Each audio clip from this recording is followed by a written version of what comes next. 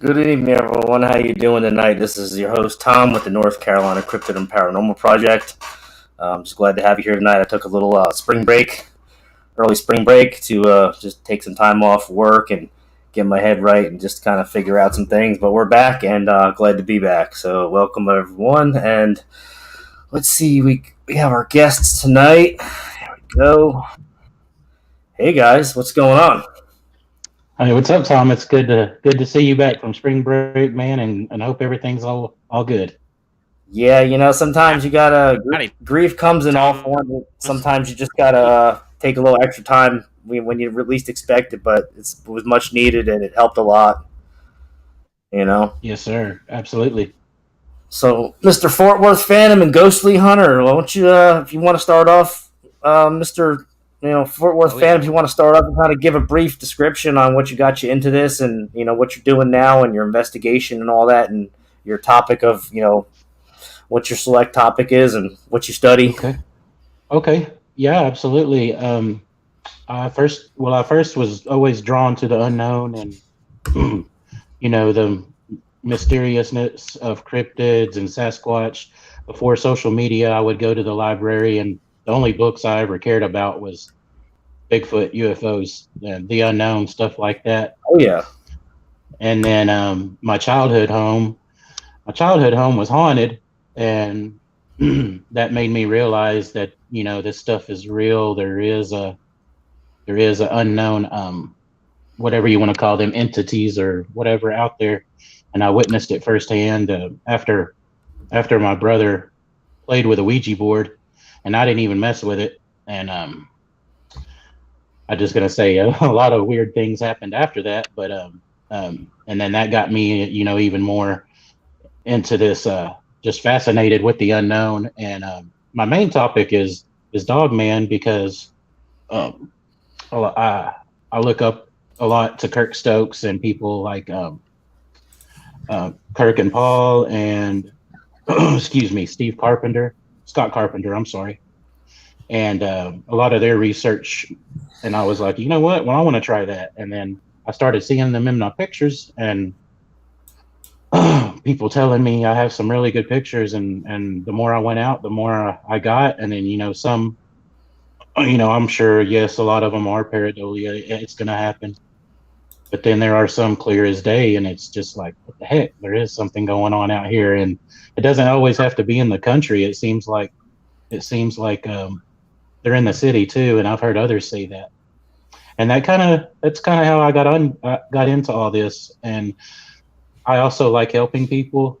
And me and Lee, it was awesome how we crossed paths. I used to see him on other groups, and he always had good stuff. You remember that, Tom? He would just come on like a professor and just drop the truth bomb on people. And yeah, you were like a scientist professor, Dr. Brown, just dropping truth bombs on about everything and blowing people out the water when you were speaking. I was like, man, this guy knows his stuff. So yeah, I knew you were going places, Lee.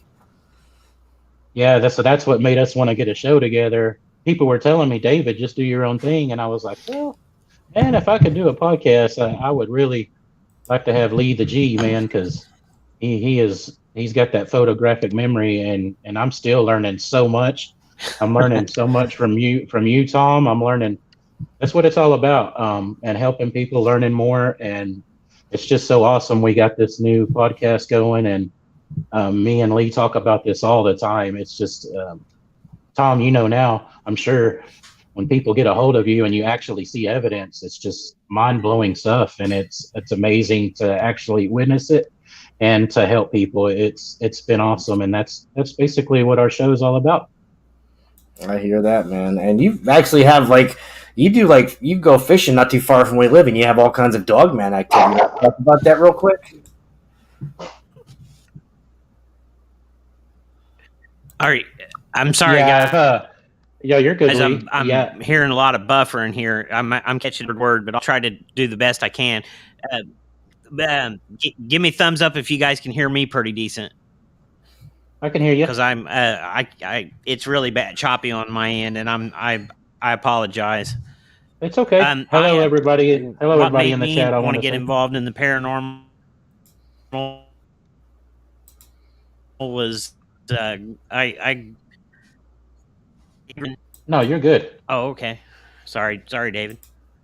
I grew up in the late '70s, early '80s, and my aunt. I remember when I was like 5 or 6 years old.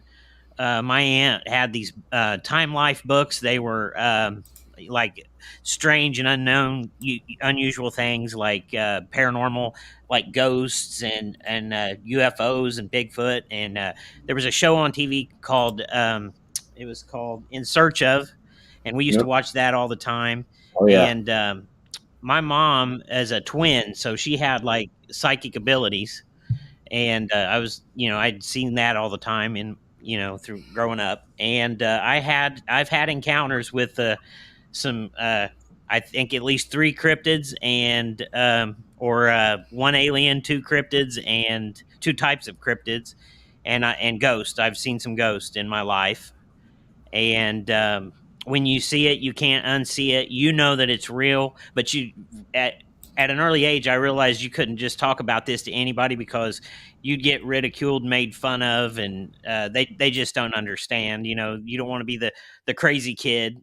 So I've studied all this stuff and bottled it up my whole life, and I ended up going to a Crypticon, and they were asking people to tell their stories, and that Steve Istall that's got that show How to Hunt, he really inspired me to come out and start talking about some of the things that I'd seen and experienced. And I got up and I thought, well, I'm just going to do this because I'd traveled a long way to hear people talk and nobody was getting up and talking. So I thought, well, I'm going to get up and tell them my encounter. And when I did, they received me really well. Nobody called me crazy or anything. And in 2018, I had an experience where I found a footprint, I believe it's a juvenile Sasquatch footprint. And I found it just by chance while I was mushroom hunting. And I had taken it to Crypticon with me. And I showed it to Cliff Brockman, sorry. Yeah. And he asked me if he could have it, and I said, "Yeah, I'll just give it to you if you want it." And so he's got my cast, the original casting, up in Oregon in his museum. And he contacted me about a month or two after I had given it to him, and he wrote a big article about the footprint. Said it was one of four, the smallest ever found, and then he told me about that he believed that was a juvenile Sasquatch from the some of the identifying markers in it. I guess it has a dermal ridge in it and stuff like that. But yeah, and my grandfather, I told a story about, he was ridiculed because he told a story about actually meeting somebody from Venus, and they took him aboard a spacecraft and took him to the surface of Mars and showed him that there was life there. And that's another reason why I like involved in the cryptid thing, because he said that the beings on Mars that he was shown that lived there come up out of the ground, and they looked exactly like what people would describe as a Sasquatch here on Earth. And so, I've often thought, why not? Why couldn't they come? Why couldn't they come from another planet? Nobody knows all the answers to all this stuff, and anything's possible at this point. And our show, I like it because I want to try to help people and get involved in helping people. I work in healthcare, so I like helping people. I do that on a daily basis, and that's pretty much my story there, Tom. Yeah, Sorry. I'm glad to be a friend of you and Dave's, because we kind of go back far. We got good, history with all this, and you do know a lot. Like I said, you kind of have to keep your identity kind of hidden a little bit because of your profession. You can't really show because God forbid something happened with your job. You can't really lose your job. I mean, that's kind of the sad part of doing being in this kind of profession in the cryptid community. It's kind of like ridiculed on. It's looked down on. It's kind of like we're our own little hidden community because we kind of stay close knit. and you can't really bring it out to the open too much because people would laugh at you and think you're tinfoil hat wearer. Yeah, go figure. But when things start really happening, and plans start coming into play, we're actually look like the ones that we really know what we're talking about because we see what's really going on underground and behind the scenes, and we call their plays, and we're not so crazy. After things started happening lately, we're like, yeah, I called that a little bit ago, and that one was talked about, so we're the ones laughing last, right? There you go. There you go. Cute dog, man. Cute dog. Oh, thank you. This is my emotional support dog, Chance. Hell yeah. He's a year old. So every now and then he'll jump in my lap. That's why he kind of relieves anxiety and stuff for me. Awesome. Nothing wrong with that. Nothing wrong with that at all. Sometimes you need that dogs, especially dogs and other animals like that, dogs and cats, they can kind of sense when you're not right, and they'll like cling to you when you're not feeling right, or whether it's mentally, emotionally, or physically. Like they have that sixth sense where they can tell there's something wrong with you, which is strange, they say that dogs have some kind of a mineral that's in their brain that is sensitive to earthquakes, and a lot of the animals have that ability. And I guess when they had that tsunami in Indonesia, you remember that when all those people died from the tsunami? I guess the ones that survived that are the ones that followed the animals up the mountain because they knew that the animals sensed it, and they could see all the animals herding up towards the tops of the mountain. So they headed up to higher ground. Same thing with birds too. Birds kind of know when something's going to happen. They feel it. I guess in their magnetism, in their brain frequency, they feel something with weather change or whatever, and you'll see them go like a whole flock of them just flying like crazy, trying to get away. Have you seen the new video, Tom? It's funny that you mentioned that. There's a new video out. I think it come out of Mexico or somewhere like that, and a whole group of birds just fall to the ground, just like thousands of them just hit the ground. And really? What I heard from that was that they had hit a 5G wave, and the 5G took them down to the ground, and some of them survived, but a lot of them died in that. And they say that 5G, the 5G radiation that comes off of that mimics flu-like symptoms. Because it affects the oxygen molecules in the air. So when they hit that wall of 5G, the oxygen was depleted. And you know how they talk about the canary in the cage? They used to take canaries down in the coal mine, right? And they did that because their lungs are so small that if they hit a gas pocket or whatever, the bird would die before they would, so they would know to get out. Well, these birds that are hitting this 5G, the oxygen is depleted in the air around it, and that's what's causing them to hit the ground. Plus, it's microwave radiation. It probably heated them up a little bit.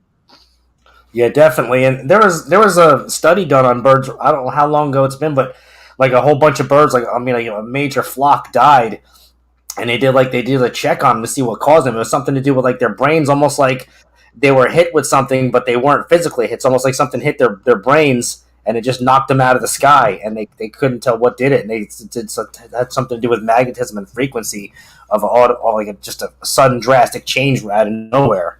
You talk about that about the the dolphins that beach themselves and the whales that will beach themselves.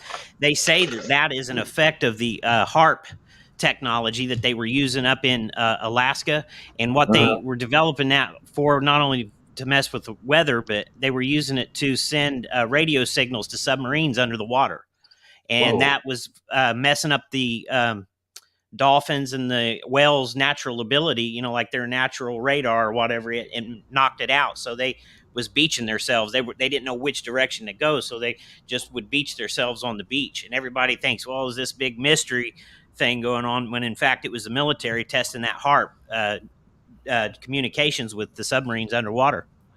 Yeah, I know exactly what you're talking about because I've seen that. I don't know if it was a documentary or was an episode on it. They were showing some things on all those whales and dolphins washing shores, and it was from, like I said, from sending those sound signals down to the water, and what it was doing was bouncing off these, the sea animals, and it was knocking them out and head from the sound. It was the Trump, and that's how they all passed. It's sad. Mm-hmm. Yeah, it is sad. It's sad that they've got to We develop got the stuff like buffer. that. Yes, sir. Yep. But Okay, I thought. Sorry, I thought Tom, that- if I talked about something we shouldn't be talking about.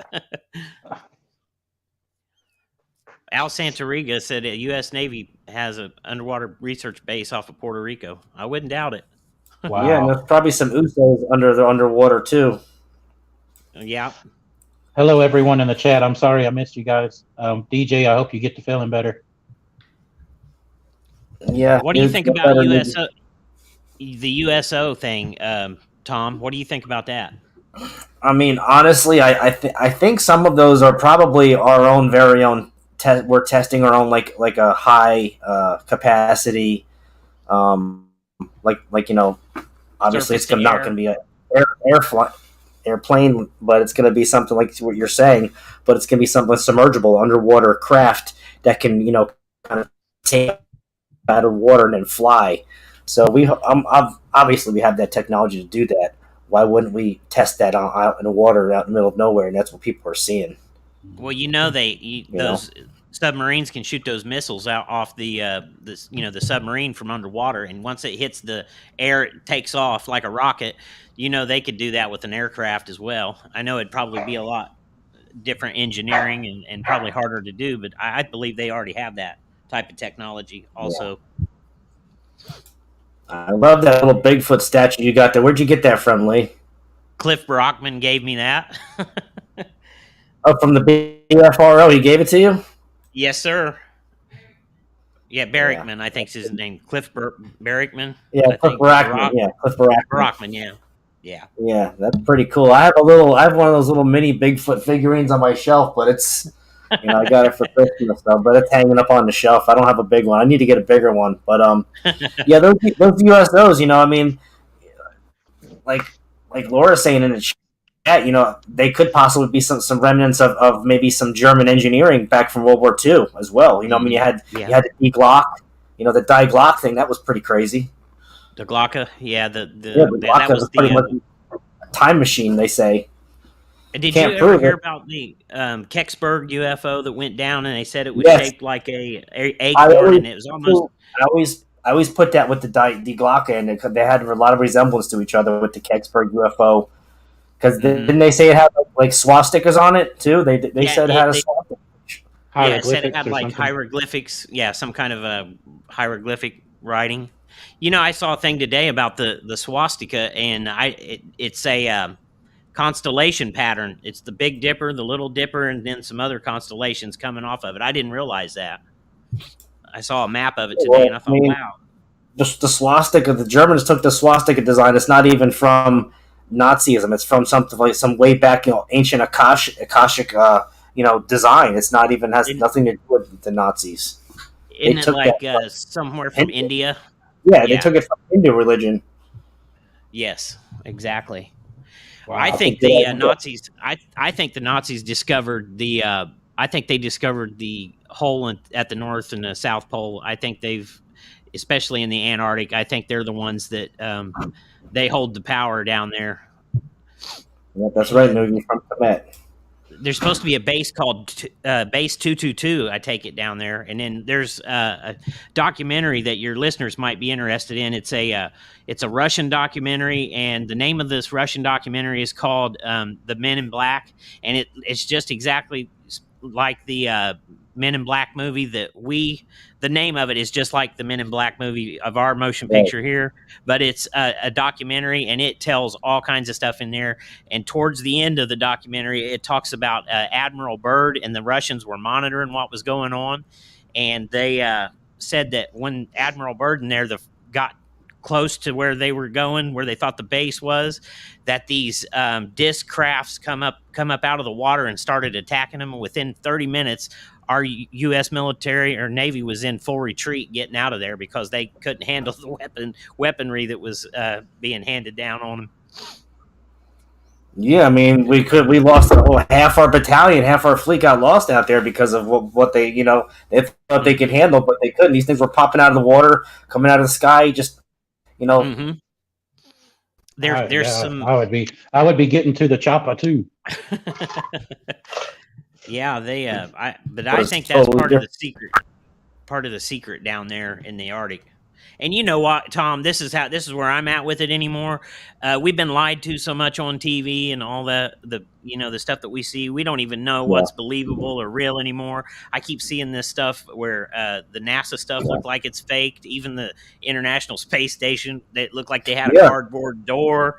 And we don't even know what the They're Earth filming, really looks filming like. this, they're filming this stuff in Stanley Kubrick's secondary studio, in Hollywood. Half the stuff from what I'm That hearing. stuff just cracks If me you up. want to really see some neat stuff, Tom, go to you know how like they have the shots of the moon landing where you can see the mountains in the Yeah, background, and how if you always look at those pictures, there's a straight line in the back, and then the mountains start up where the straight line is. And if you go to Stanley Kubrick's, it's 2001 Space Odyssey.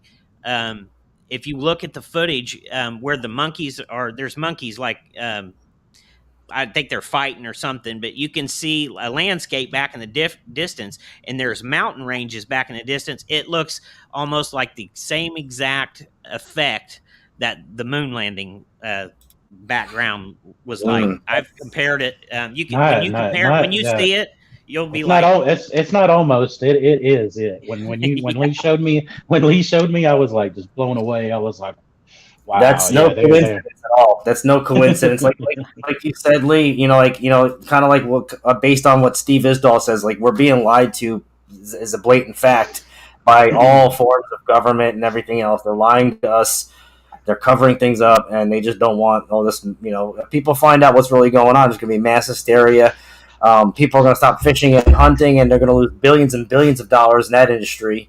It's going to be Do you know who domino Karen? effect back and forth. Do you know who a lady by the name of Karen Hudes is? The last name I believe you spell it Hudes, and she was something to do with the World Bank. I don't know. She was pretty high up in the World Bank, but there's an interview with her from the guy that runs the Next News Network. Gary Frenchie is his name. He did an interview with her, and during that interview, she tells him that there's a second race of human type beings here on this planet called Homo capensis. And these Homo capensis go all the way back to Egypt, and they're the ones with the elongated skulls. And she Mm, said they are the ones that's controlling the financial the financial background. They're in the background in the financial world yeah, and controlling everything. And I got to thinking, that chess game, you play a game of chess, and it's you're doing moves and counter moves and trying to figure out what your opponents are doing ahead. If these people, I believe that game is a king's game.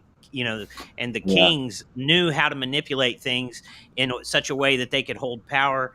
And I believe a lot of those were of the Homo capensis bloodline. Yeah, that, And if that that's makes a lot of sense. Makes a lot. I watched a 4.5 hour documentary on the people that run the world, and it's not us, and it's less than 1%, and it's just Mhm. a huge bloodline of people. And what they do is they just keep their bloodline reproducing, and to keep their families obtaining power. They're pretty much inbreeding to keep that going, and that's why that bloodline is so sadistic because they're all inbred. Well, what Go I was figure. getting with talking about that is, I believe that if we find out what these cryptids are, that there's a missing link of DNA in there. Yeah, Possibly these beings have a tie to that, and once this is exposed, that the about the cryptids like the Dogman and the Bigfoot, that we may find out that some of their DNA may be crossed over with that, and that may lead to them. I could see that being a reason why they keep it lock and key the information from yeah. coming out, because Obviously no. because they'd have to change history books too. They have to change everything, all the geography Hmm. books and all that stuff from kids are learning history in school today. It's just crazy, and, they don't want to do that. They want to keep their agenda the way they want to push it on us the way it's been for years. I mean, Darwinism, that's what they're pushing. So Why change it? Absolutely. I want to hear you guys get into the, not to cut you off, and we're all over the place, but No. I'm sorry. Tom, I heard you bring up the med beds last episode, and I'm still learning about that. And Lee was just blowing. Lee is awesome. Um,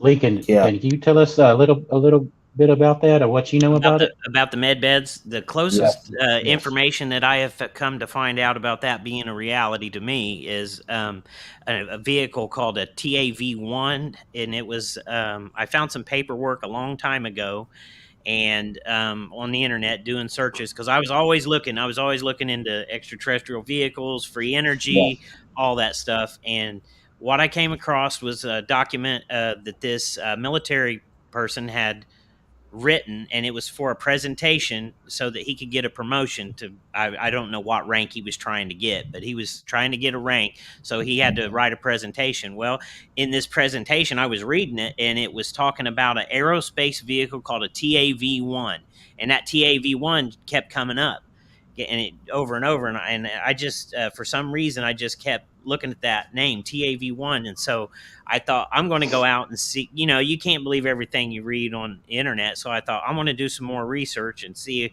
if I can find anything on the TAV-1. Well, I found an aerospace company that was actually working on building the TAV-1, and it would have been like back in the mid to late 90s when I found it. And back then they were talking about this thing. It had its own onboard fuel system where it made its own fuel on board. And then it had down below that, it talked about how it had a nano skin, like nanotechnology. Like they were talking about nanotechnology back then before, Wow. I didn't know about nanotechnology way back then, and so I read all the way through it, and I get right to the back of the little description of this thing, and it says in the very back, it says, and it has its own onboard med bed. Now they have to have a med bed on board those spacecraft because they can't take enough medical supplies with them to, for long space flights and travel. They can't take enough of that stuff with them, so they have to have something that will heal them while they're going on long trips in space. And that's the closest one that I've come to find, and as it was, rings a little bit of truth to it. It makes me wonder how long this has been going on, and we just didn't know about it. There's a thing on Gaia TV. There was a George Norrie did an interview with a gentleman on there.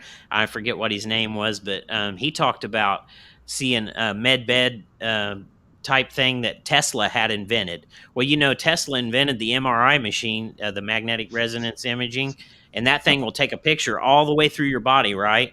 Well, this the units that's measured in is called Tesla units. So he had already developed the MRI machine way back when. And they talk about the brain initiative, the brain mapping initiative. They've been talking about it for years. Well, if you could map out your brain in 3D, could you actually print one using tissues and a 3D printer to print another brain? It's not far fetched to think that because they're working on printing 3D organs that, using stem cells. They're working on that technology. Yeah, I seen a video of them making it was like a genetically modified. It was, I don't know if it was a lung tissue or some part of someone's ear, but it was a living, moving organism that was walking on a table, and it looked very, very, just didn't look right. And I was like, wow, this is what they're making, in labs now, and it's attributed to, like I was talking about before, with the chimeras. How many years ago they made a law in England where you could not, it was against the law to kill a chimera. So they're making these genetically modified chimeras, which, if no one knows what a chimera is, it's kind of like half human, half animal, and half whatever else in a lab. So if they're making these, what else could they be making? And I have a theory about a lot of these dogman / animal attacks that's kind of affiliated with chimeras. It's not, I got no proof, it's just a really good theory, and it sounds pretty damn spot on. So I'll talk about that before we finish the show. So, Yeah, that's funny that you talk about them making the chimeras and stuff. Today, I found a video on Telegram where the scientists have openly admitted, and they're showing video of this, where they made a fish-looking like creature that is made out of heart tissue. Now, if you stimulate heart tissue, it'll pulse, right? Like it'll pulse. Well, they had some kind of device hooked to this thing where it would hit it with a pulse, and it would make it swim through the water just like a fish. That's amazing. Yeah, and yeah, that was on Telegram today. And they use Yeah. blood, like stem cells or blood or whatever to create that tissue in the lab. I believe they have life extension technology, and they're able to. They're already able. We've heard people talk about them cloning. I don't know to what degree that they have refined that type of technology, but I can totally see it as a possibility. Yeah, that's funny you mentioned that. Like, Odessa said playing God gets dangerous. And, kind of like if you go back all these years, the Anunnaki and, Nephilim and all, they were all playing God back in the day. And what happened? Mhm. A huge flood happened and wiped everything clean. So we're doing that nowadays. We're living in the days of Noah again. So we're looking Absolutely. forward to another cataclysmic event. It's going to kind of clean everything up and wipe all this evil off the earth. So Have you, like a lot of the wars, I take it when they go into these other countries, and bomb them or whatever, that there have been stories of teams of these like they're well trained teams of like archaeological teams that go in and they take artifacts out of these areas, like say modern day Iraq and yeah, we did it. We did Syria. it. Back in the Desert Storm, we did it. Our soldiers went to did the museum over there, and we did all that, and we bomb rushed it. We got all that information. We got what was it, Nebuchadnezzar or not Nebuchadnezzar? Yeah, What was the other? It was Nebuchadnezzar in Iraq. You're right. There was some kind of technology. Supposedly, he could create fire at will, and I take it that Saddam Hussein believed that he was the reincarnated Nebuchadnezzar, is Yep, what we I did. had heard him talk about. But where I'm getting with this is going with this is that how many of these archaeological sites have they went to and seen and actually found the remains of these chimeras, like you're talking about, Tom, and extracted that Uh-huh. DNA or have a DNA database of these things. And because, nobody gets to see what's in the sarcophaguses because they, those places are off limits a lot of times. So there's no telling what kind of creatures they've found in there. As, the reliefs in Egypt, we can see that they had, or what it appears to be, dog-headed men and alligator-looking men and, different creatures like that. So there's no telling what they Yeah, have. yeah. That's crazy. Like you're saying that they did that and they were doing this, and I mean they were changing things up and taking specimens, and just it's sad to see what they were doing and how they were doing all that. Like Russian scientists, and didn't they clone a chimpanzee with a human female, eggs and You, chimpanzee sperm, and they actually made a half human, half chimpanzee back in the 40s or 30s, yeah, whatever it was. they called it a humanzy or something like that. And Yeah, there's a picture online of of such a critter. If you type in half human, half chimp, there's you should be able to find it on DuckDuckGo. And he's I forget what his name was, but just like you're saying, Tom, he was way back there, but he's weird. He's wicked looking. Like his ears set on the side look almost yeah. human facial features, the whole nine And not only yards. that, they have all these super soldiers. I mean, how are they getting these super soldiers? How are they getting these elite super soldiers to? I mean, you can't train a normal, 17, 18-year-old high school graduate out of school and make them a super. They're doing something. They're modifying people's, genetically modification. They're modifying that, and they're making either clones, or they're making just a whole breed of these super soldiers, and they're putting them out there. It's crazy. Yeah, they. I've heard that. Well, just some stuff that I've watched and read about the MK Ultra and the trauma based mind control. What they do is they. You ever heard?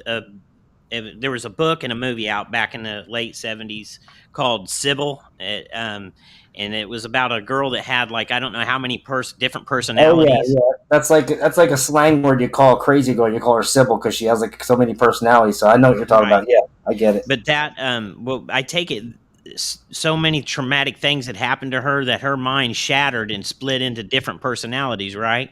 Well, that's what they do with this MK Ultra. So they will torture them, show them horrific deaths, maybe even kill people in front of them, do the worst things that you could think of, and even sexual things that I've also heard, and electrocute them and everything. And what they do is basically they take their mind to the point where their mind is shattered, and it Yeah, partitions their mind. So they'll train one side of their brain or whatever this personality is to be a fighter and a killer, and then the other part will just won't even realize that they even have that ability. Like what's that name of that movie with what's his name? Where it's like that. He wakes up, but he's got all these abilities and doesn't realize it. Matt Damon. What's the name of that show? no, the Born Identity. Born Identity. See, they put it right in front of our face. I On thought that was more like a Manchurian candidate movie, but yeah, that makes sense. they say when you see if you go back and you look at the shooter in Colorado, if you go back and look at that Adam Lanza, if you go back and look at the guy that shot that Gifford lady, Yeah. if you look at all those people, one thing that they all have in common is their eyes bug out, and they say that when their eyes are like that, that is a sign of that they've been under MK Ultra. And they say Yeah, when they've got that look in their eye like that, they're taking in yeah, 90% more information than we're taking in. exactly, exactly. And Wow. it's sad. Like they're almost like they're programmed. Everything about them is just reprogrammed to do something totally different. And as we speak about that, what was his name? Oh God, the back in the Alistair Crowley? Crowley, Alistair Aleister Crowley, Crowley. Jack Parsons, and the other feller started Scientology, L. Ron Hubbard. They L. were Ron into Hubbard. that sacrificial and blood sex magic rituals where they were doing the same thing. They were breaking people's spirits, and when they were breaking people's spirits and using cult rituals and sex, what they're doing is they're making people's souls break to a point where it can resurrect demonic entities for power, and they were using these people. And I guess the fresher they were, the better they were. So they were going for like younger, I wouldn't say underage, but like younger, inexperienced people, and bringing them into their little dwellings and doing these rituals with them and getting all kinds of powers from them. It's almost Hmm. like the big ADR word that we don't really talk about too much. How they get their powers that way, Man. It's The Right. the juice. Yes. kind of rhymes with Beanacomb. Yeah, Yeah. I just call it. There you go. I just call it the juice now. um, And that Perfect code. there's certain movies attributed to that. If you want to talk about that, because didn't the director of one movie get killed because it was kind of portioned to related to that, and then another movie which was a cartoon movie recently, which was Monsters Inc. And then you have the Dark Crystal, which was what who made the Dark Crystal? Was his name Jim Henson. Yeah, Jim Henson. He wasn't he pretty much kind of didn't he die after that movie was kind of made Yes. not too long after it? So that's kind of sad that a movie like that was brought out, and those things were kind of like reptilian kind of beings, Yes, and when you watch that, if you ever go back and watch that scene in Dark Crystal where they're removing the essence of the younglings, Yes, I remember. if you Man, it watch is creepy. that, It is so creepy. the background creepy. colors in that pink. is It's pink. and blue, just Yep. exactly like Fear and Loathing when Mhm. Yep, Fear and Loathing, Las Vegas. yeah, Exactly. and it's the same colors in the background, and he's talking about it, about that one drug you're talking about. It's true, and they put it right in And front of our faces. Just those elitists, these elite people they get off on that because it kind of gives them that high that you can't get from any other drug. And where do you get it from? You get it from the innocence. Best way to get us from the innocence. So Well, that's why they say it's like a fountain of youth. It rebuilds It is. collagen and all kinds of stuff. And I'll go even deeper. It makes you wonder where all these little young children are going missing all over across the world. And then what president? Don't remind me. What president recently rescued all those kids from all those underground freaking bunkers a couple years ago? Doesn't that kind of put a little nail on the spot? You talk about the Mercy and the whatever that Sure other do. ship was, the Mercy, and there's another ship that was off the coast of California. I forget what it was, but I think that was around the time they were doing that. And then they're going, we got these secret force troops going underground, and they're blowing the hell out of these bases underground. So what are they getting out of these bases, and why are they blowing them up? Because they're being run by these evil, Yeah. wow. Hey, the another movie. Y'all were talking about the movies and the Achrome, and the Elite. You guys remember the Baldwin shooting? Well, I heard that camera lady that was killed was going to put out a book on the It was a pedophile ring and all that. Yes, she was going to make she was going to kind of expose that, and then all of a sudden that happened. So it just makes you wonder. A lot of people that try to be whistleblowers. What happened? What happened to Phil Schneider? He was the biggest whistleblower in the UFO community. What happened to him? He was suicided, and he even claimed in his document in his little his little events that he did. He said, "I don't ever plan on killing myself. So if something happens to me, just know it wasn't me because I'm not suicidal. Yes. I'm not mental. I'm mentally stable." I mean, he was a well doctrinated gentleman, and he just wanted out of he wanted to get away from what the government was doing because he saw that the truth was going on, and he wanted nothing to do with it, and he wanted to tell inform society. And what happened to him? He was suicided. I saw Phil was a true hero in my book. That was I saw a picture awesome. of his death. This death picture. I don't know if it was the crime scene or it was the scene where he died, and he had his catheter. The rubber catheters that they would cath you with. There was a rubber catheter wrapped around his neck and tied from behind. So I don't think the Yeah. man would kill himself with a rubber catheter. No, and I think his toxicology report was pretty much omitted, and they kept hiding it and covering it up because they would not show it to his wife at the time. I guess his wife and family. They were kind of omitting it from his family. I'll tell you something. It just got lost. I think that's what happened. They checked it again in 3 more weeks and it got lost because I watched that whole documentary called Underground with Phil Schneider, and it's sad. Like it's just sad how his life ended the way it did, and how they covered everything up. How he was called it suicide. I'll tell you another person that really gave me a wake up call was William Cooper. He wrote the book "Behold a Pale Horse," and Yeah. I will never forget this. I was watching him and I was following him way back before 9/11 happened, and I can't remember the exact time frame. I want to say it was either a week or a month before 9/11 happened, and I heard come out of that man's mouth these words: our government's going to bring down the World Trade Centers, and they're going to use Osama bin Laden as a scapegoat to do it. And he said that before Yeah. a week to a month before. And I heard him say that back then. And when that happened, I was like, I already know how this is going to go. He said they were going to use it to get us in a war overseas. Yeah. I mean, wars generate money, and what else do they do? They cause pandemic hysteria, get people opposed against each other, and that brings money for the big bankers that run the world. But another thing I was going to say about the 9/11 thing was too, I was watching that documentary, and they kind of disclose how a lot of these people that were supposedly terrorists, their passports were found on these. How's your passport going to get found on a plane that is incinerated and flamed? Yeah. But they find your passports. So these people were Arab descent, but they said that a lot of the people were reportedly Zionist Jews that were ones doing the work and putting the blame on the Arab people, and they kind of got the rap for it, and they were trying to do that, start that because they wanted the Arab nation to get put down and take the blame for it, so the Zionist Jews can kind of look better and kind of take back what they were trying to get back for all these years. If you want to see a good video and that explains a lot of why that happened and why and who did it, you go look up a guy by the name of Ken O'Keefe. Ken O'Keefe was a Marine, and he was in the financial. Part of the military, I guess. I don't know if it was like forensic audits of financial stuff or whatever. But he figured out that all the corruption that was going on in the military. He was in the Marine Corps, and he basically he got out and he moved into other countries because he was so pissed off of the stuff that he had seen.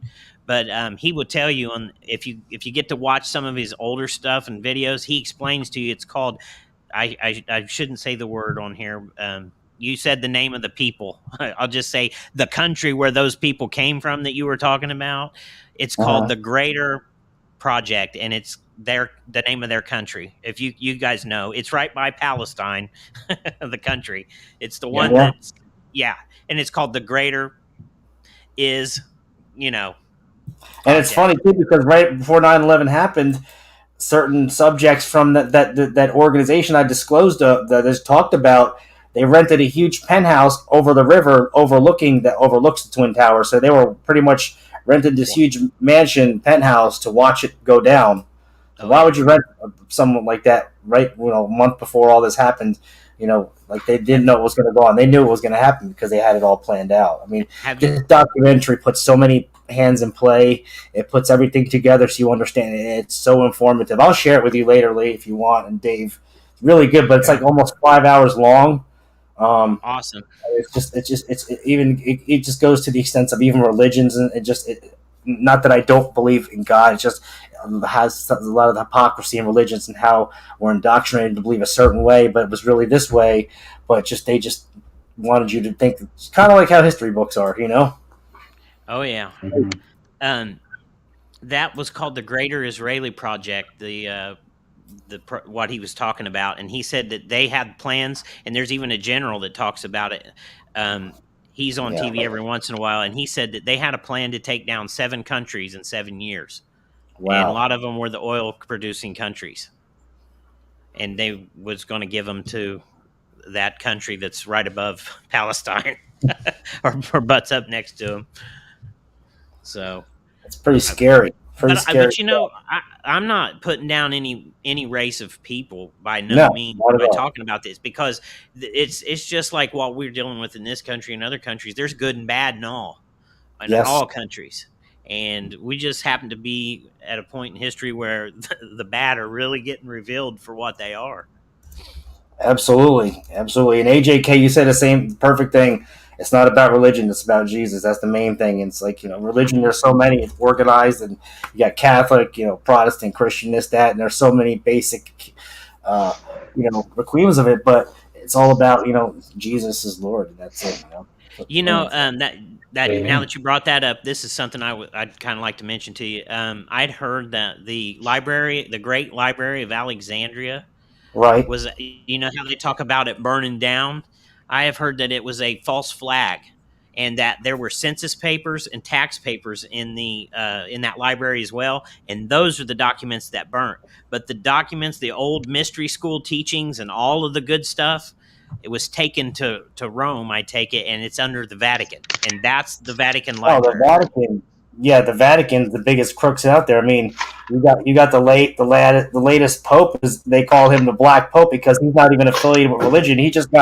He pretty much got put in like a politician. He wasn't even affiliated a whole lot with being like deacon, cardinal, or anything like that, or a priest. It was almost like a political thing that they put him in there. And if you go back to, I was watching a couple podcasts with John B.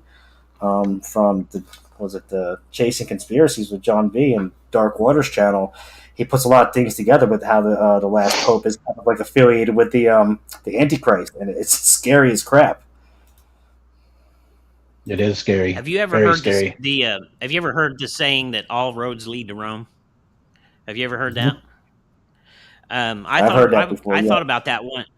I've thought about that, and I thought about that, and I thought, well, why do they say that all roads lead to Rome? And all I can say is what I come up with was you had the Jewish people wanted Jesus dead, and the Romans carried it out. And those two groups of people haven't stopped ruling the earth ever since. They rule it all. So they're all roads. And the bloodlines, even in the English bloodline, the royalty and the queen and her whole bloodline kind of goes back to that whole generational of that part. What you just mentioned, it's crazy how it all goes hand in hand. If you go back and trace it all. As I said, that documentary puts it all together hand in hand, and it's just so understandable, and it's just so mind blowing how it all goes together. It's just like blows your mind away completely. And I'm not, by no means, I want to get this out there. I'm by no means running down either religion or either race of people. I just want to, it's just an observation that I've made about it. But they have a lot of power and influence in the world, that's for sure. And if you think about it, like the confessionals, way back when, well, that was like your first NSA, man.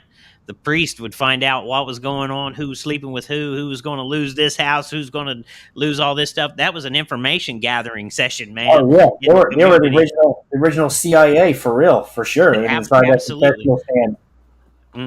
Makes a lot of sense. I mean, you tell the priest everything that's going on in your life, and they go back and put it out to into their little organization, and they got everything they need to know about you. They want to take your house. They know how much you owe. They know this, and they got you. Have you ever heard the story about how back in the old times, when they talk about the vampires, and maybe even ties into the werewolves? I had heard that the priests would send people into villages where they weren't part of their religion, or they didn't have a lot of religion. They would send people into the villages, murderers basically, to go in and murder whole families and tear them apart and say, hey, you got a werewolf in there, you better be getting right with the Lord, you need to be going to church. Have you ever heard that? No, but that I could see that happening for sure, to get people to come to come to their church. Absolutely. Well, I mean, it would just be a power thing for the for the people in charge. The churches would be the main organization in town, the main information gathering, everything. Yeah, that's almost kind of goes back to, well, I wouldn't say it's kind of related, but the Beast of Gévaudan in France back in the day. I mean, that was a really good story and factual event. But do you think that was an actual werewolf, or do you think that was maybe something that somebody had, like an exotic pet or something different, or maybe even some kind of genetically modified that was made back then that was kind of let loose? Could have been. Did they have eyewitness accounts of seeing this thing? I mean, it's in book history. You could read it in all the books in history. Are you talking about the priest that had the dog head? Is that what you're talking about? Well, I'm talking about the Beast of Gévaudan in France. That whole story about the werewolf that was killing all these villagers, and they sent out all these hunts to get them, and they brought a beast back, and it was a pretty big sized wolf. But I was just wondering if you thought maybe it was a hybrid, or no, you're talking about the priest with the wolf's head. That's Saint Christopher. It's the Cynocephaly. That's what they've claimed to be. Cynocephaly. Dog-headed priest. Wow. No, I'll have to do some research on that one that you're telling me about. Where they look into the Beast of Gévaudan. It's a really good story. I mean, it's very factual. It goes back, I think it's the 1400s. It's in France. It's a little village in France called Gévaudan. If I'm saying it right, if I'm saying it wrong, forgive me. That's how I say it. I took French class for 2 years, so I try. Hey, it sounded convincing to me. We, Tom. I got that nasal thing going on, But so speaking of the chimera thing, I said I would talk about it towards the end. So I kind of said how things kind of go hand in hand. Well, if you think about, Al said hyena. They claim it was a hyena. See, Al knows about that story. So if you go back and think about like the recent deaths and missing persons recently, and then kind of you think about how COVID happened, all these national parks closed down for 6 months. I mean, they were shutting down state parks, national forests. You couldn't go in any of these places, right? Mm-hmm. So let's say these chimeras, we'll call them chimeras, genetically modified wolves, dogmen, Bigfoot, Janosqua, Gugwi, whatever they are. They're hybrids. They're not real original. They're not the original bloodline of the original creation, the ancient. So let's say these things were modified by the military, right? Mm-hmm. Military used them to sent them overseas to do some missions. They got done with their missions. They brought them back here and decommissioned them and set them loose in these forests once the parks were closed. Mm-hmm. Parks open. What happened? All these people start getting killed and missing and disappearing. That's just my theory. I mean, I'm putting it out there. It's a good theory to me. I don't have proof. I'm just, it's all speculation. But, I mean, all these things are being covered up. Why are they covering it up so much? That's the big question, the $1 million question. You know, we The have. Go ahead, Phantom. no, I was just saying the last time I think I checked, the missing 411 annually has jumped up from like 600,000 people a year to 800,000 now, and that's just think about that. 800,000 people a year go missing without a trace. That and they don't disclose that. something's going on, man. Come on. They won't disclose that either in these parks. They will not disclose people going missing because they're going to lose money on their, you know, their salaries, their pay, everything. Their, you know, what these parks bring in a year. It's a phenomenal amount of money. Yeah, the numbers keep climbing. First it was like 4 to 6, I think, and now they're saying 6 to 800,000. It's almost a million now annually, and that's just I can't fathom that thought of where are these people going and children. It's just sad and it's scary. Oh, Noogie, you're bad. You know, there's a military base. There's a military base down here. It's a naval military base down here by where we live at. And a doctor that I work with had a practice down in the area close to where that military base is. And the local people there refer to this Bigfoot creature that they see there as the woods ape. And more than one people have come forward and said they've actually seen it. And this thing is inside the fence. Yes. Of this military base walking around. And I had a family member that worked in that particular base down there. And they said that they would bring crates of, like, say, for instance, they got bulldozers that came back from Vietnam. So they would go in there and, you know, take parts off of them or do whatever. But anyway, these things come in big crates, like all this stuff that the military gets come back in these big crates. Well, he said they would open those crates and there'd be animals that would come out of those crates, like from other countries. And he said there were exotic birds there. There was these things called cootie. I think the name of it is Cootimundi or something like that. They look like a raccoon type animal with a ball on their nose.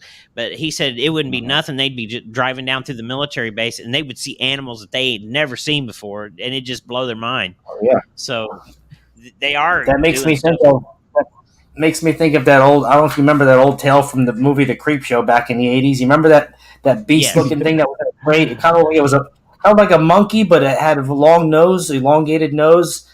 Kind of had like attributes of what people call like a Genasquo or a Gugui. Mm-hmm. Had that really long snout, really sharp teeth, but had like long furry whitish hair, and but the body was almost like an ape, and the thing was huge. So whenever they're telling, you know, all these movies and kind of they put it out in movies and they give you, you know, a little bit of disclosure, very light to kind of make it so when things really start happening and people are just like, yeah, whatever, it is what it is. We've seen it. Well, check this out.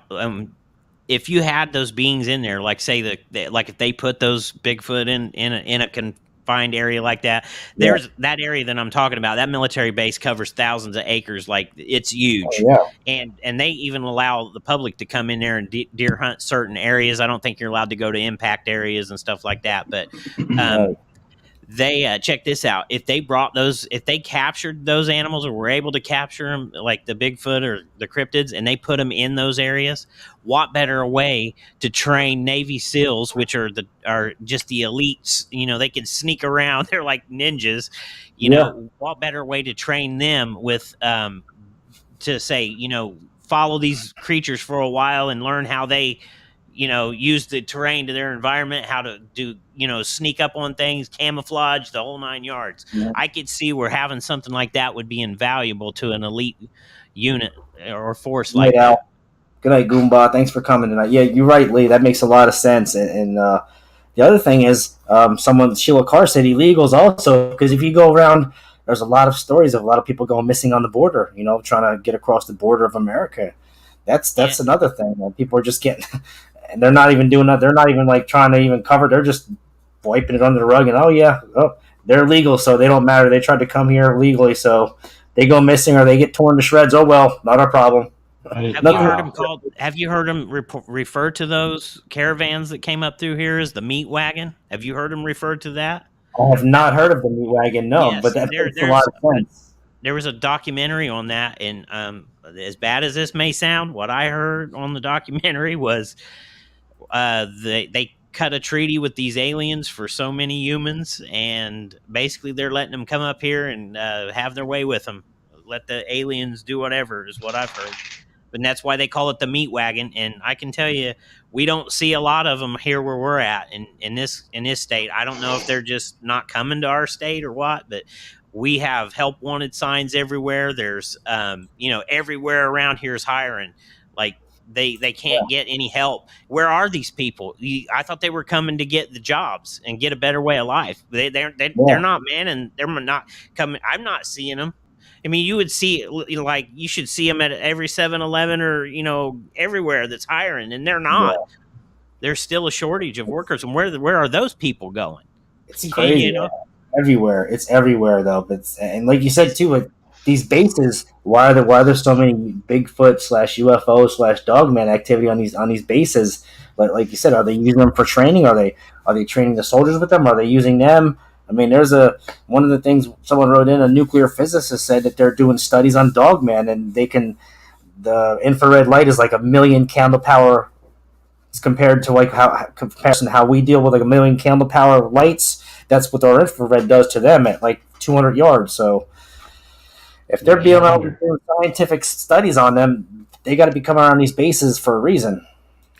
If these things are underground as well, and they have a working knowledge of these underground caves and cave systems, and maybe they're worldwide, maybe they use these things to help map out. You tag one and have the ability to track an underground, and they can go in, miles and miles deep and travel into these, cave systems. Maybe they're using them for that as well. Yeah, the concert was a test, 5G test. That's a lot. That makes a lot of sense, Laura. That was a Travis Scott concert where people were going crazy, killing themselves. They were using that 5G test, and people were being brainwashed and doing things that they don't normally do because they were getting hit with that 5G stuff. Mm-hmm. The frequency of the 5G really does damage to your brain. Yeah, you can probably control people and make them do whatever you want if you have a certain someone up on a higher area kind of telling people what to do with a low frequency microphone. They have what's called voice to skull technology, which I don't know if the 5G is able to do that, but it can vibrate. It can vibrate your temporal lobes to where you can hear sound in your head, into your skull. It doesn't go into your ears; it goes into your head. Wow. That's pretty amazing what they can do now. They were testing that. They were testing that in Chicago with advertisements. People were walking down the street and they were advertising like commercials and stuff, and they shooting people in the head with that and vibrating their temporal lobes and sending that commercial into their head so they would hear it, but they would be like, "Where's that sound coming from?" Damn. I watched them demonstrate it on it was a I don't know if it was Fox or CNN or somebody was doing it. I don't watch any of those anymore, but that's what I saw. Makes me think of, if you go to Disney, they tell you, can you feel the magic everywhere? I hear they're pumping some kind of mist out into the area, so it gives you some kind of feeling of aura, gives you that feeling of like everything feels magical. I wonder if it's a mind control thing they're doing there too. Very well could be. Do you remember when they had, I don't know if they still have it at Disney, but they were giving the kids the bracelets where they could go through and scan? Yeah, we had those. Yeah. They said that was indoctrination to get people used to taking a microchip. Oh, wow. Yeah, or not only the microchip, but doing the digital currency, because whenever you had to pay for something, we had the wristbands. You just swiped it and it read your thing, and you paid for your dinner was paid for, and all your money was put on the wristband. So it makes sense. It was kind of like a test run for doing digital currency as well. Mm-hmm. But Disney's a whole nother evil. I'm not even gonna get into the whole Disney thing because my daughter was just almost someone tried to abduct my daughter in Disney, and I heard there's so many underground tunnels and they use it for trafficking children and all that, and it's crazy. Wow. And there was recently a bust for that as well a week or two ago. So did the CEO just got busted? Did you see that? Was it the CEO? No, I was Disney? Referring to employees that got busted because there was an underground sting for child trafficking and prostitution for that. People that actually work at parks, like employees, like security guards, I think. Yeah, I remember seeing that. They went and arrested a whole bunch of people. Yeah, Yeah. And that another thing that makes you think about the state parks. If a lot of the underground military bases would have places in those state parks, I've heard that a lot of them are tied together with the state parks. Well, what if that's a a way for them to harvest what they need to harvest? If you know what I'm saying. yeah, yeah. They tried to take our daughter right in front of us. I mean, luckily we were paying Yeah. attention, and my mother-in-law caught it, and she kind of yelled at the guy, and he was like, he didn't like a normal guy either. He kind of looked like he was like kind of like plotting to do something. So, Did and you the catch funny him, thing is, Tom? after all is said and done, we went to security, and like, oh yeah, we'll handle. We got cameras, and we didn't hear nothing from security the rest of the day. So I think they kind of just wiped it under the rug, and nothing to see here. Wow. Wow. Did Yeah. you get a hold of him, Tom, or he got away? He got away He from got you. away. He got away. You know, if I got a hold of him, I'd be He the got one in bars a, he right got now. if Tom Oh got a hold yeah. of him, he'd be sleeping with the fishes. Yeah, he'd be sleeping with the fishes. He would have had a broken neck. So Well, that would be well deserved, wouldn't it? yeah, That'd be. you mess with my little girl. Yeah, obviously, yeah, You, definitely. But that's what bothers me the most out of all of this is the children. I want yeah, them to be safe. sad. I don't want bad things to happen to them. And there's a lot of sick stuff out there in this world, and a lot of sick people. And I think there's more of them than what we realize. And Me too. it's unbelievable. It's unbelievable. Scary. Wow. Yeah, it's What a do you whole think? nother topic. What do you think about the Granada Treaty? Have you ever heard? I think it's the Granada Treaty where they cut a deal with the aliens. Have you ever heard that story, Tom? I Where don't know they if Granada, but I know wasn't it Eisenhower did the treaty Eisenhower? with the aliens back in the 40s, wasn't it in the Hmm. 40s? And he kind Yeah, of gave them pretty much free range to do any kind of testing on humans and cattle for technology, and it kind of went sour because they started making bad on their treaty because they were doing a lot more than they were supposed to, but we were getting the technology, so the government didn't really care. I've kind of had coming to the conclusion. I don't know this for a fact or what not, but the gray aliens that they talk about, I think that might be like avatar bodies using artificial intelligence and some kind of maybe virtual reality type. What I'm AI system where there's people. They're like drones, like a drone. Yeah. They can move around in a three dimensional. They can move around in a three dimensional world, Oh yeah. but whatever is Basically, controlling kind it of, cannot kind come of, here. kind of like Is a tool. They're just a tool, basically. yeah, Yeah, basically a tool. it's a vessel. It's a vessel in a body being controlled by a generator somewhere else. Yeah, Correct. new not to go medieval on that ass for real, brother.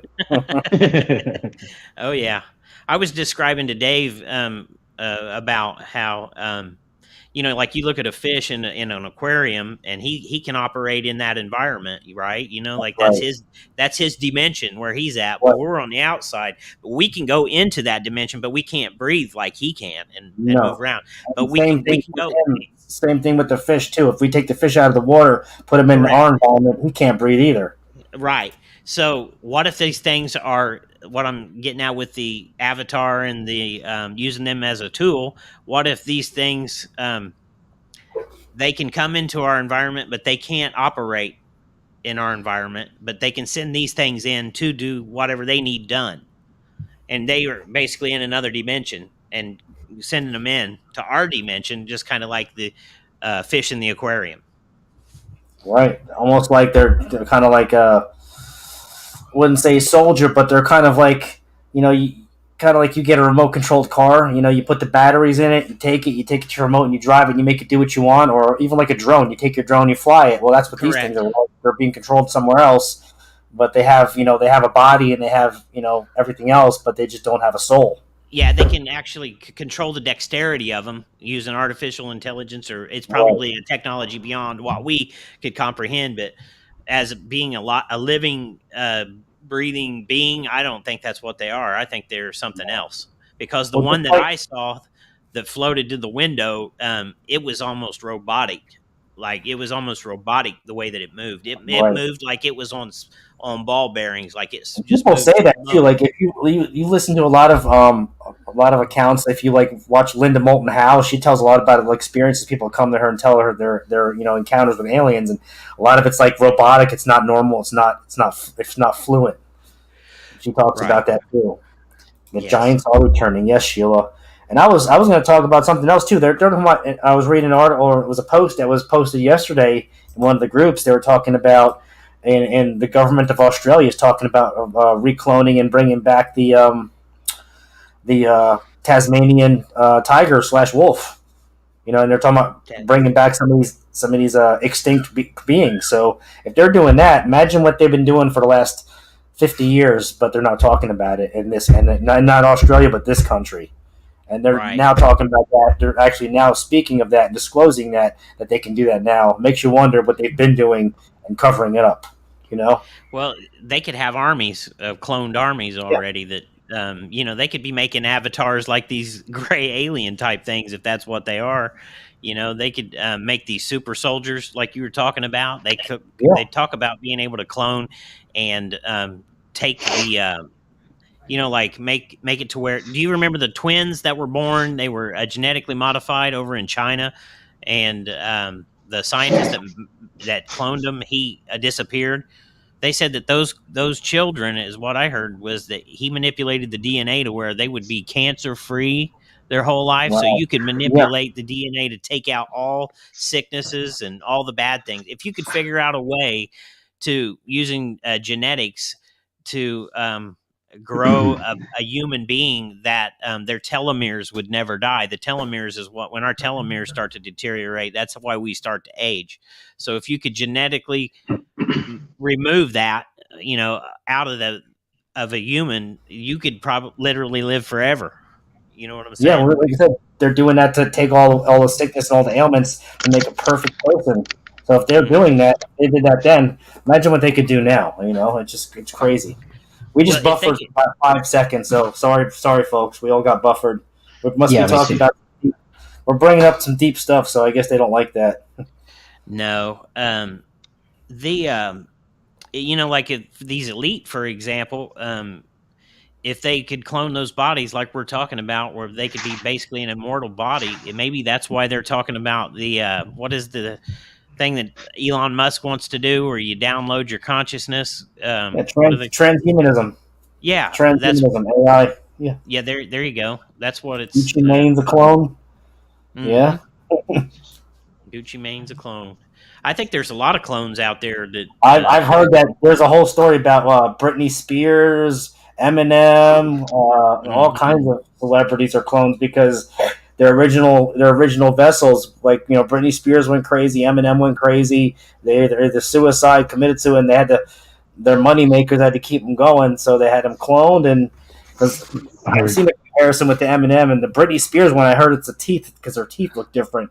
If you compare her teeth now and compare it to how it was, her teeth were perfect then, and now they're all jacked up now. So how is that even possible when they were perfect? And I heard you can see the differences in Eminem, and also I heard LeBron James, because he's the face of the NBA, and it kind of looks like they caught it. There was a video of him sitting on the sidelines while the clone is out there scoring 40 points. Right.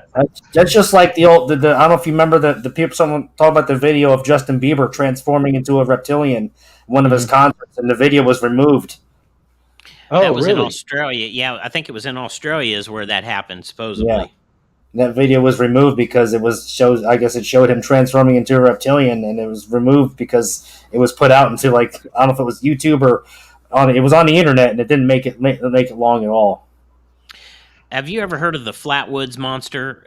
Yes. It was in West Virginia. There was some accounts where people had seen, the beings or whatever after that, and there was an account where these family was driving down the road and their vehicle shut off, and this thing floated out in front of them in some kind, like from the waist up, it looked like a reptilian, what we would think of as a reptilian with the green eyes, the scaly skin, but it was sitting in some kind of a flying vehicle that hovered off the ground. And as it went across the hood, it had some kind of a noxious gas that came off this thing, and they started coughing, but I guess it touched the hood of the car, and when it touched the hood of the car, it like burnt or scratched it, or it did something with its hand, but it had three fingers on each hand. I take it, Wow. but is that where the reptilians are coming from, or was that one that just crash landed, or what? Well, you I got think Simpsonville, North or South Carolina, or Bishopville. I think it's called Bishopville or Simpsonville, the Lizard Man of South Carolina. That's not too far from Myrtle Beach, and you know where that is, Dave? It's right by a swamp. So it makes you wonder where they got that movie, The Swamp Thing, from. If that was kind of duplicated from people are seeing in the swamps, these reptilian lizard creature people. Have you ever seen the prehistoric? There's some kind of a museum somewhere, and there's a prehistoric like display there with dinosaurs and whatnot. But they have an actual upright walking lizard man creature in this museum, and they say that that was a total possibility, and they think that they actually did exist here at one Yeah, time. well, it was being talked about last night in Cryptonormal Encounters with B. Moss's live, which her guest. They were talking about. You think about it, just like she mentioned.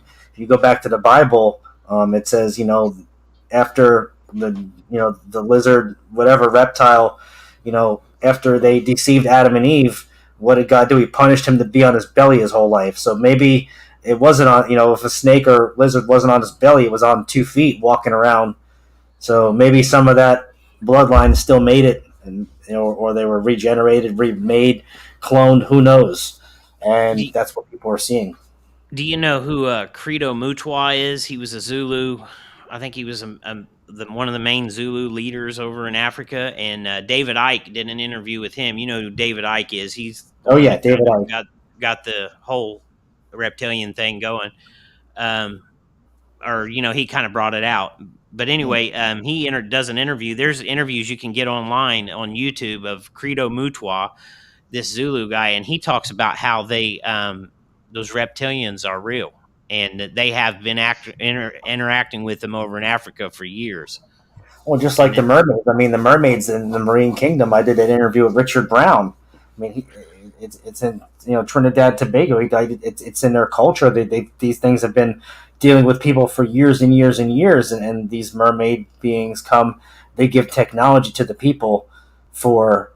They trade it for other things. I'm not going to go into that because it's kind of yeah, nasty. we yeah we But yeah we I'm we sure you can guys remember, if you remember that live stream that we did so they give the people, and then they have to return the favor. And if they renege on the favor, that you lose your life. So why wouldn't people do that for technology, fame, and fortune to get the technology? And if you think about it, what's the movie Aquaman about? Makes a lot of sense. Kind of There puts you two and go. two dead on spot on together with all that technology and people living underwater, Atlantis, the mermen, Marine Kingdom. It's crazy. That's all disclosure at your right at your TV screen or Have you Netflix or whatever you want to watch. have you ever heard a story about a lady by the name of I'm going to botch this up. I think her name was called Mamiwata, and it was over in Africa, and she disappeared, and she was walking along the beach when she disappeared, and this Wata, I can't say it right, but anyway, when she reappeared, her family found her, and it was years later, and they were just in disbelief that she showed up. Well, the story that she told was that she was taken by these beings that come up out of the ocean and took her underwater to a underwater base and made her breed and have children underwater Mm. in a base underwater. I mean, in a so there's a lot going on out there, man. Sure Wow, is. I there had sure is. Mamawata, or something like that. I can't. It's African, so I can't Oh, speak going it. back to the same thing with the UFOs. If UFOs aren't real, I mean, think about the natives back in the they have all these carvings, drawings in caves and out west, and the desert. They have all these drawings of the star people. I mean, the star people came and they came in their flying ships. Hmm. And the ant people, they talk about the ant people And taking people, the yeah. Native Americans underground and surviving a Well, cataclysm. Some isn't kind of the Anunnaki kind of affiliated with ant people? Isn't that kind of mean depiction of what ant people when they say the Anunnaki, or no? the Anunnaki, I'd take it, they're like giant kind of tall. Are we talking? Let me think here. Anunnaki. I want to Yeah. say I'm getting the Sumerians and the Anunnaki. I think it's the Anunnaki. They're the ones with the beards, right?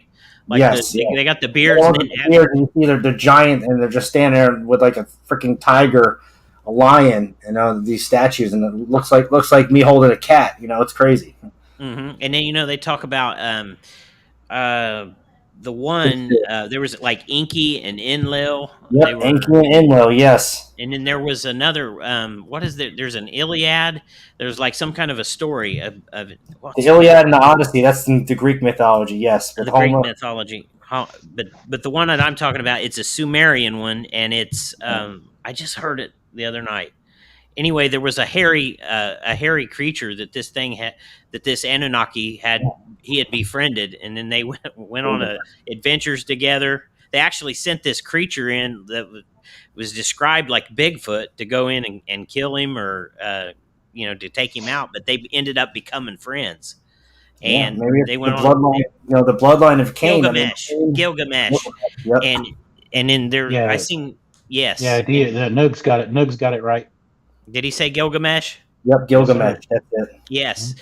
and they there's I don't know if you've seen the WikiLeaks papers that were released. Like he did a dump, like he did a hell of a dump. They dumped everything, but there was paperwork I was coming across with HRC, Hillary, and Yeah, she in this paperwork was talking about the resurrection chamber of Gilgamesh that they had found in, I think it was that's right. Iraq. That's right. And that was right when Desert Sword happened, and they were Yes, kind of taking all those artifacts and using them to try to make our own rituals to bring things to being. yes, And guess what happened after that? Not too long ago, after all those wars, then CERN was built, and they started Wow. opening portals and all that. So everything goes you know hand in hand. that have you ever seen what's called semantics? It's where they take sand and they put it on a speaker, and then they hit it with different low frequencies and Yes, vibrations, and it yes. makes patterns. If portals, the only way I could describe maybe how a portal would work, it would be that creating, using sound frequency to Mhm. generate the portal and pushing things out so that you could travel back and forth. I don't know. But Absolutely. semantics to me is a key element, I think, of the portals. It's sound, light, and vibration. Absolutely. Good point. Yeah. That's Serotonin. I want to know about this CERN thing. I want to know what they're doing with it. I know they fire an atom one direction and another one the other way and try to make a miniature black Well, hole. the funny thing is they got the god, what's the god, the dancing god of Shiva, destruction. Shiva, He, Shiva. Shiva, yeah, they got the right in front of the entrance. And if do you remember when they first started doing it, they had all those people dancing to the ritual of Shiva, doing that crazy ritualistic dance. I mean, you don't just do something like that to do it. I mean, they were doing it for a reason. They were doing the sacrificial, Shiva dance for destruction because they knew what it was going to do.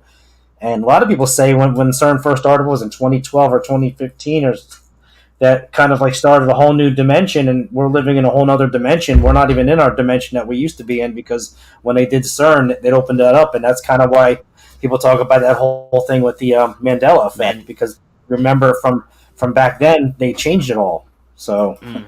Do you think that Mandela effect is real, or do you think that they're messing with us with I with honestly, it? I think some of the stuff is real, because some of the stuff I kind of think from what I remember is different from what it is now. But some stuff, it's like I can't remember it because you're so indoctrinated and programmed to seeing it all now, and you can't remember what it really was. I remember. Hey, I remember a long time ago when they said Nelson Mandela died, and it would Yes. have been like in the '80s or Yep. early '90s, and they said he He died, died in and then prison, then he right?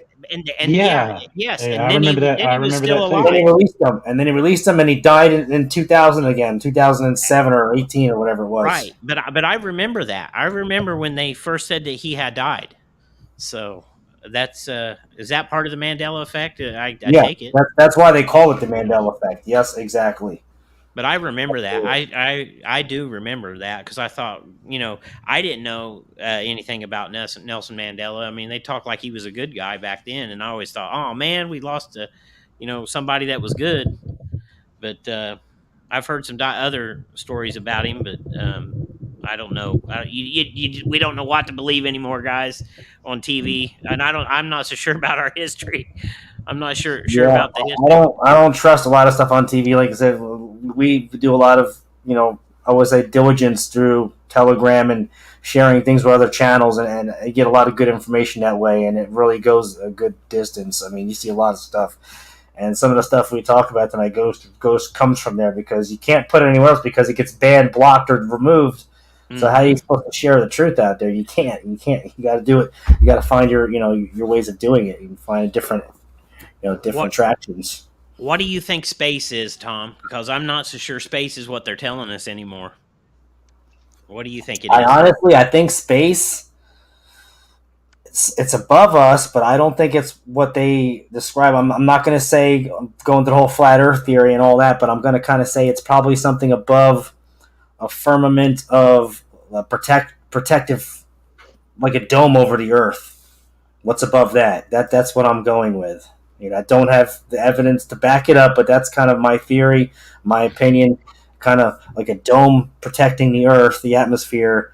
Above that, you got space. That's I don't know either. I've seen a video of the rocket hitting what they said was a dome, but then once a rocket, I would think, would hit into space, there would be no oxygen, so it would kill the rocket. So I don't know if it hit a wall, or if it just the oxygen depleted. Well, if there is no space, how are these? I mean, obviously these craft are transferring from dimension to dimension, so they're using technology to travel dimension to dimension. They're not actually traveling through space. Then they're just doing a dimension travel, or it's like to another time or space continuum. I met a guy one time. His wife had she had something to do with the you remember the Iran Contra scandal thing that went down. Well, this man's wife was a big player and involved in that. And after she was done, she held some kind of a position. It was like high, like governmental position. But anyway, this man that I talked to was a friend of my buddy Bud, which was a Vietnam vet, and this gentleman was a Vietnam vet as well, so that he would come and visit my friend Bud. And so we were talking, and I always ask people stupid questions. Have you seen a UFO, or have you think that stuff like that could be a reality? Well, I popped that question off, and man, that started a whole conversation with that guy. And that guy what he told me was his wife, with her position in the government, was involved with the extraterrestrials and had meetings with them and talked with them and on a regular basis. And I take it he'd even seen these things and met with them. But the way that he described that their craft worked was, he said they traveled on on frequency. And he said that the way that they, like we think of them as going from point A to point B, like a rocket, propelled. Well, he said the way that their ships were so sophisticated that the way that they worked was they had a device where they could dial in a frequency, and they had all of these frequencies mapped out on the Earth, where they could say, like, if they wanted to go from California to Pennsylvania, they would type in the frequency, and then they would hit a button or whatever they did, and it would jump them from there to Pennsylvania. There was no flight through the air. There was just there's no maglev required. They're just jumping frequency instead. That's even better. Yeah, he said it was like a radio. The way he described it to me was like if you dialed a radio frequency in on your radio, and then you hit the button, and boom, you were there. That's how he described it to me. But he also told me that off the coast of the Yucatan Peninsula. Now, this was way back when I was talking to him, and this was back before I knew what sonar, like the good, like down imaging is, like the real good down imaging. Well, he described what he described to me was that off the Yucatan Peninsula, there was there's a city underwater there that they found, an ancient city underwater, and he said that there were roads and highways that looked very much like what we have today, and there were skyscrapers. He described seeing skyscrapers and these sonar images, And he described it. The way he described them they were almost like images, not necessarily MRI, but it's the down imaging sonar, like very crystal clear images of underwater. So that's what he claimed, that there was a city underwater that sank underwater off the coast of the Yucatan Peninsula, and he said they were every bit as technologically advanced of what we are today. Oh wow, that's crazy. Yeah, That's wild. I mean, makes sense. You think about that stuff. It's ridiculously crazy, the technology that they were using those back in the 80s. I mean, the Iran Contra, Ollie North, that was from like the early 86, 87, right? yeah, right.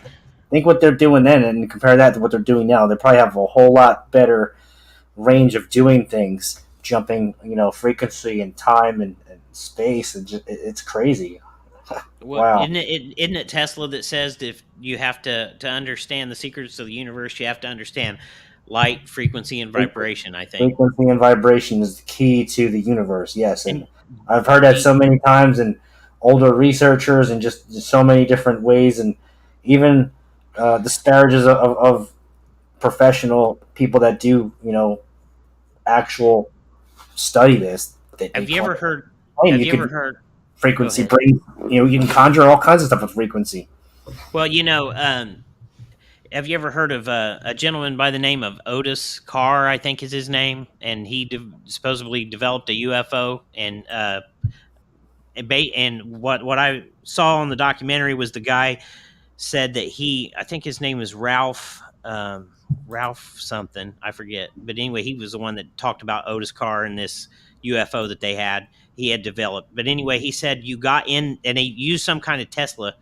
I think Tesla was involved somehow. Like, I don't know if it was a blueprint or something. But anyway, this Otis Carr made this thing. And I want to say his guy's name's Ralph Ring, maybe, is who was telling the story. But he said that they got into this craft that this guy had made. And he told him, he said, okay, they were going to shoot down the airstrip. And he told him, he said, now what's going to happen is it's not going to be like we're just going to fly down there. He said, what we're going to do is we're going to use a frequency, and we're going to go from point A to point B. They're just going to basically describing they were going to jump. And he said, when that happened, he said it messes you up for a minute because your mind has trouble comprehending that you went from point A to point B that quickly. It's almost like you're being jet lagged, almost, when you're jumping time like that so fast, Yes. and you can't. Your body can't really take that, that so fast. Obviously. Oh yeah. But hey, we're at an hour and 33 minutes. If you want to, I had a really good interview with you and Dave Fort Worth Phantom tonight, and he's kind of looks like he's his video crapped out anyway. So there he is. We're gonna cut it off tonight now, Dave. Okay. Have any last words you want to say real quick before we cut off? It's hey, this is awesome, and it's I can't believe it was this long to finally get on it, and we can't wait for you to come on ours now. I know. Well, we got an hour and a half on my end. We're probably gonna do over 2 hours on your end when I come over there, because we got so much more to talk about, so much more to drip down a rabbit hole. And yeah, sorry.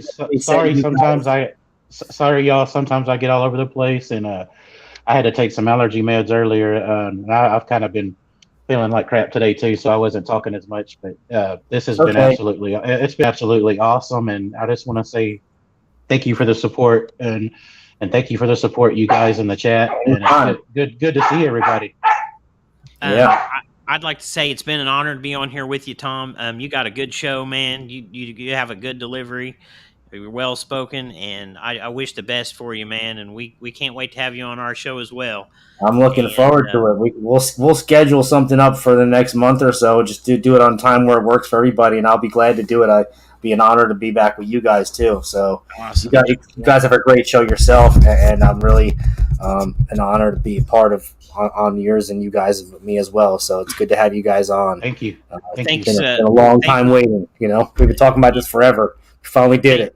So. Yeah, absolutely. Thank you for don't mind these things, guys. These are my blue lens glasses because my eyes been bothering me from light and computers and TV. So I started put these on, and it kind of doesn't hurt my eyes as much when I'm on a computer screen or watching TV. So obviously, getting older sucks, and I'll have to get some prescription glasses as well. Yeah, they don't look bad, brother. They look good. My daughter says I look like Clark Kent. I was like, get the hell out of here. Well, that's Superman. Yeah. Superman. Hey, Tom, thank you for your positive energy and keeping everything positive and everything. We appreciate it. I'm sorry we were all over the place, but I get so passionate and excited about this stuff as I just tend to go in every direction, and I apologize if you wanted to keep it on the straight and narrow, but I love it. But I love you guys want to plug your channel real quick before we drop it? Go ahead, David. Do it. Sure. Hunters of the Paranormal. We're kind of working out the name still, because when you just type it in, it doesn't pop up. But anybody that wants a link to the show, just hit me up on Messenger, and I'll be glad to send one. If anyone's looking for your channel too, if once you see it, if you look at the video I posted, it has those horsemen with the skulls on horses with the blue background. That's their channel. So if you want to get a hold of their channel, like it, subscribe. They're great. They got some great stuff. They got some really good eyewitnesses and guests on in the last couple months. So I'm really, really happy for you guys. Thank you, Tom. Thank you, Tom. We really appreciate it. Thanks to everybody that came to your channel, Tom. And you got some good people in there, man. You got some really good stuff. Well, you guys have a wonderful night. I'm going to drop this little export real quick. This is going to be the final. Have a good night, everybody. Thanks for coming. Everybody. Adios.